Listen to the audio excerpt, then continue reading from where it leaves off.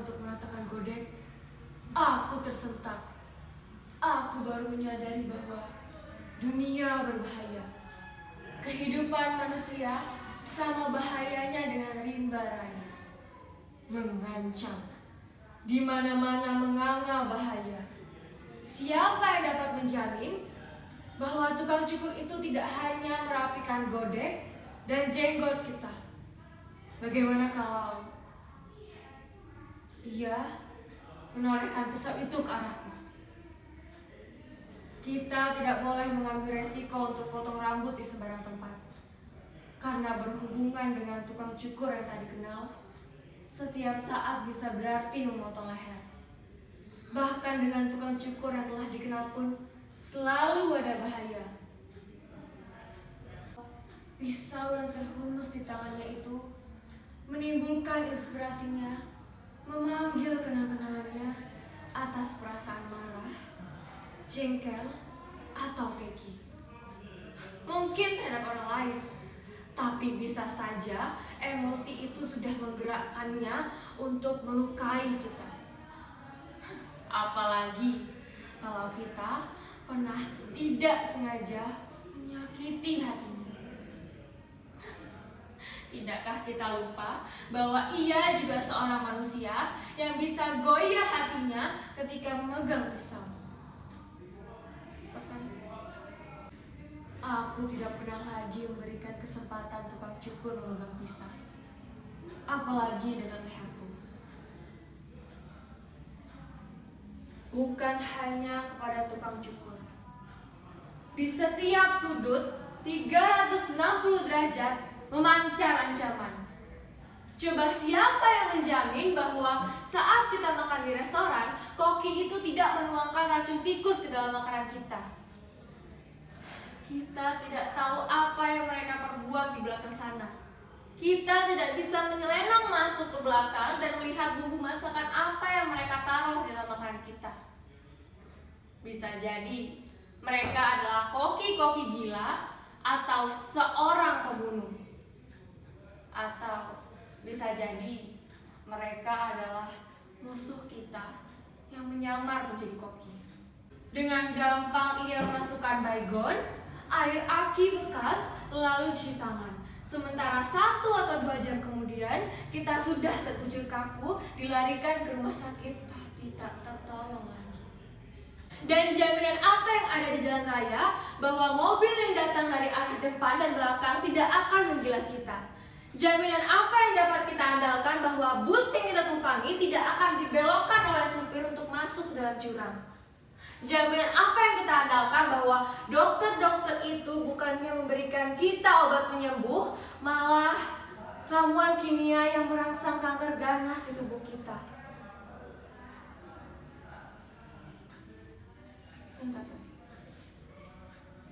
Mati. Jaminan apa yang dapat kita pegang bahwa kita akan aman berada di rumah? Bahwa kabel-kabel listrik itu tidak akan putus kalau menyengat kita yang sedang enak-enak tidur? Di mana-mana selalu mengintai bahaya. Kita harus melindungi diri kita. Kita tidak boleh lengah.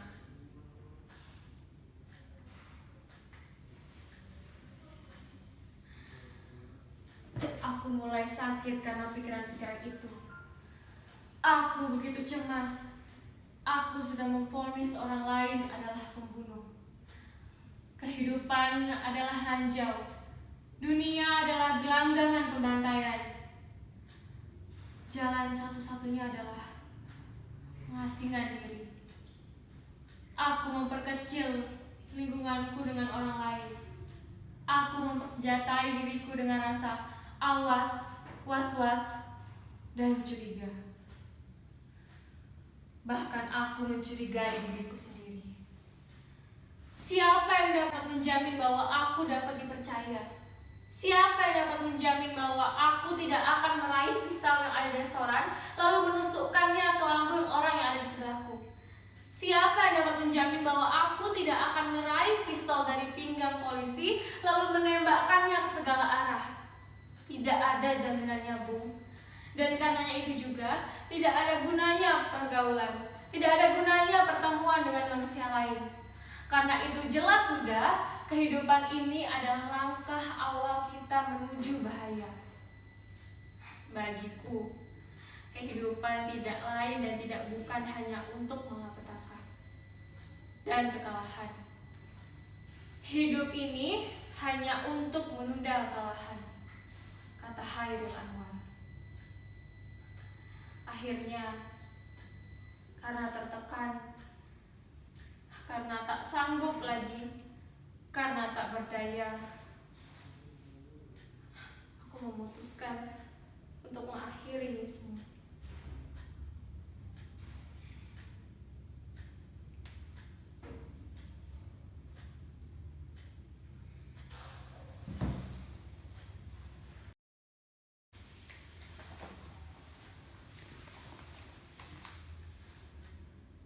Kepada siapa saja yang ingin tahu, aku tak dapat memikirkan jalan yang lain, yang lebih baik dari hari ini.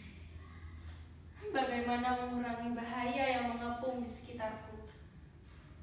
Bagaimana menghentikan bahaya yang mungkin berasal dari sel-selku sendiri? Setiap manusia adalah bom waktu buat orang lain. Cara satu-satunya untuk menyelamatkan diri, menyelamatkan orang lain, adalah pengorbanan. Hentikan semuanya. Tebarkan tirai gelap yang tidak akan tertembus mata siapapun, yang tidak bisa didobrak bahaya macam manapun, kecuali oleh suara Tuhan, kecuali oleh sentuhan tangannya. Dengan perhitungan yang amat matang, aku selesaikan semuanya hari ini secara jantan, lengkap, bulat, dan tuntas. Perpisahan ini akan mengantarkan, setidak-tidaknya mendekatkan kita pada ketentraman, harmoni, dan kebahagiaan. Kalau tidak ada yang mau mengerti atau mau mengerti, terserah.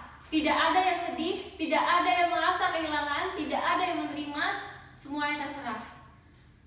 Aku, surat wasiatku, dan segala sepak terjangku adalah virus ganas. Dalam upacara penguburanku, Pak RW berpidato. Sesat, pikiran sesat. Tuhan jauhkan manusia dari kebejatan. Saudara-saudara semua, pikiran-pikiran kotor itu sedang ditiup oleh angin, mengisi seluruh lapisan udara. Tahan nafas, itu semua dosa. Kelintas di pikiran saja, neraka hukumannya. Ambisi untuk mencampuri urusannya harus diberantas. Bukan manusia, hanya dialah yang boleh menuliskan sejarah kita. Semua media massa memuat fatwa yang diomongkan oleh Pak RW. Anti moral, berantas kebajikan. Tapi apa yang dilarang? Apa yang dosa? Biasanya orang selalu suka. Mereka penasaran, ingin mencoba. Kematianku amat mempesona, agresif. Penguasa langsung mengumumkan. Jalan pikiran melepas yang pendek itu tak bertanggung jawab, egois, anarkis, dan provokatif itu subversif. Meracuni pikiran angkatan muda, meracuni orang yang putus asa untuk mencari kebahagiaan dengan cara gampangan, itu terlarang. Bodoh, mengandung pesona bahaya bagi moral, tidak mensyukuri nikmat Tuhan, menentang falsafah negara. Teroris itu bukan pahlawan, tapi sakit jiwa. Jangan biarkan dia jadi berhala. Hidup makin bahaya kalau ngebom semua bahaya.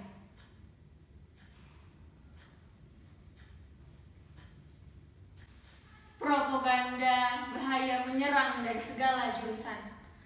Aku dikejar-kejar, tapi dalam pengejaran aku tambah hidup. Aku adalah pelajaran bahaya. Aku harus dipahami untuk mengerti apa yang harus dibasmi. Mau tahu siapa yang harus aku kutuk? Lihat aku. Aku adalah musuh besar yang harus dibasmi, yang tak bisa mati tanpa dipahami. Maka cintailah aku. Begitu kamu sadar, mau kembali melangkah, sudah terlambat. Itulah bahaya yang sebenarnya.